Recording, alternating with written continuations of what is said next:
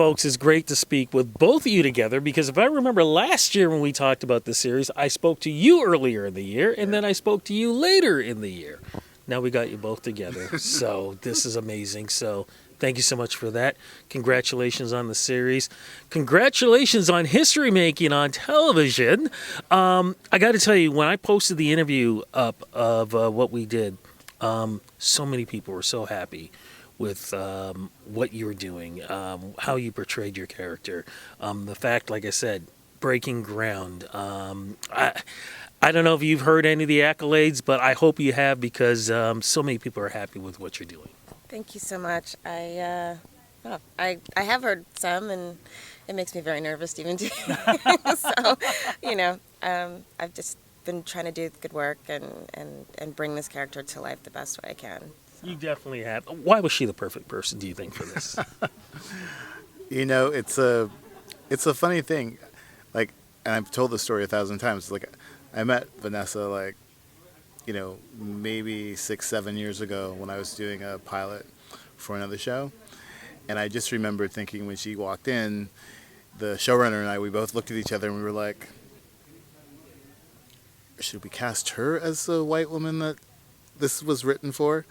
And it was sort of like, yeah, let's do that. And then, there were a bunch of machinations with the broadcaster and whatnot, and it didn't happen. But I just remembered thinking, like, this is somebody who I want to see again. And then when I was writing Marcy and we kind of knew we had the order, it was like, okay, where's Vinessa Antione? I was in LA on a soap opera trying to make it as an actor. But you came back. I came back home, and this was like the perfect reason and the perfect way to come back home to Canada, for sure. What has the first season been like for you? Filming, character growing, you being attached with this character, all of this. What has that first season been like for you? I mean, it's been such a learning experience, because of the issues that we tackle in the show, because of all of the conversations that happen around the show. For me as a person, forget about as an actor, for me as a person, I've learned so much, and it's made me want to have more talks that we're not having in Canada. And that's just the reality of what it is. We're not having these kinds of conversations in Canadian TV. And I think Diggstown is the first show to be able to do that. So I'm happy to be a part of it. So I'm going to jump immediately. What are we looking at season 2 story-wise? Because, as you just mentioned, it is about tackling issues, things that we don't really get a chance to talk too much about. How do you think now that we're going to be able to not just talk about the issues, but also seeing things changing with our character too, with relationships and the job and everything else? I think season 2 it's moodier. It's a little darker. There's a little bit more of, if I can say this, a little bit more of my cynicism in the show. I think the show has more of, there's more bite to it than, and I think the conversations get a little bit more naked faster. In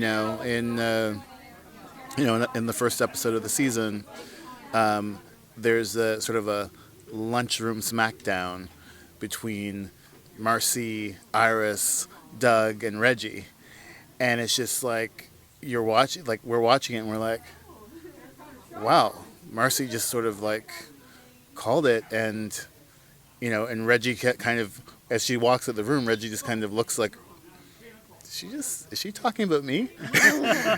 So it's a lot more.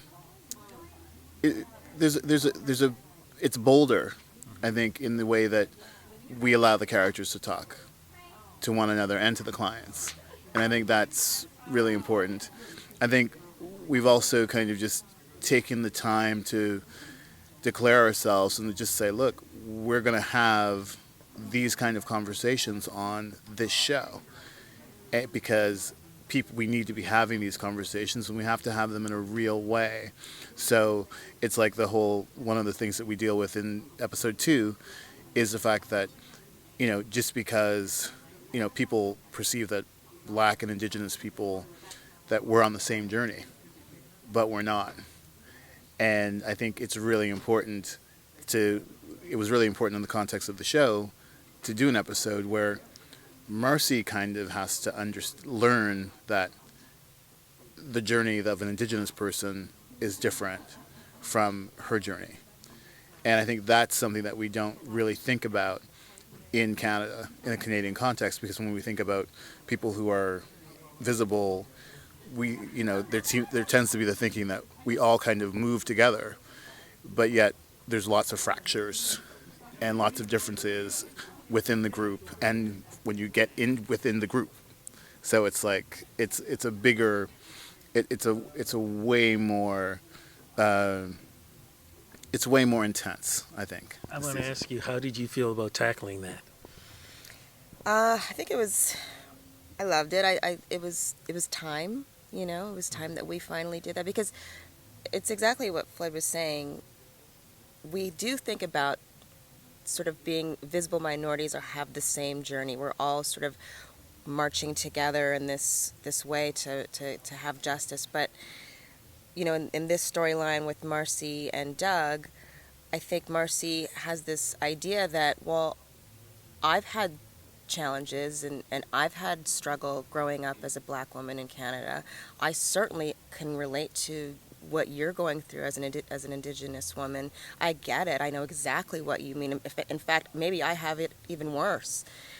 And then when she really starts to understand that it's totally different, while the struggle still feels similar, it's very different. And I think that was it. That was an important moment, even at the end of the episode, where she learns that, from Doug, and they just kind of sit there where they think to themselves, we're still on the same fight. We're still on the same, the intention is still the same, but perhaps your way is different from my way, and neither of them are right or wrong. They're just very different, and so just to see that even on screen, to see a Black woman and an Indigenous man, Canadian, talk about their way to navigate through their life in Canada, I've never seen that before. That was a very special moment for me, I have to say, when we were shooting it. You're here for that. I know we're going to have to wrap this up in a moment, but will this series ever take a 2-hour movie special something? Is there any thought to that? Listen, I just want 10 episodes. So it's like, I don't even want to talk about making a movie. It's challenging enough. I mean, it's no. I mean, it's like the show is. I don't want to hear that. No, it's. I don't want to hear that. It has to be. It has to be. No. It has to be. It has to be. It's hard enough to make, as 1 hour is. of TV. So, 2 hours. God. Well, I'm going to say I'm crossing my fingers that somehow, some way that's going to happen. But either way, 10 episodes, I can live with that for now. Folks, thank you so much for doing this interview with me. But more importantly, thank you for doing such a great series about another side, the Canadian life. Thank you so much. Thank you. Thanks very much.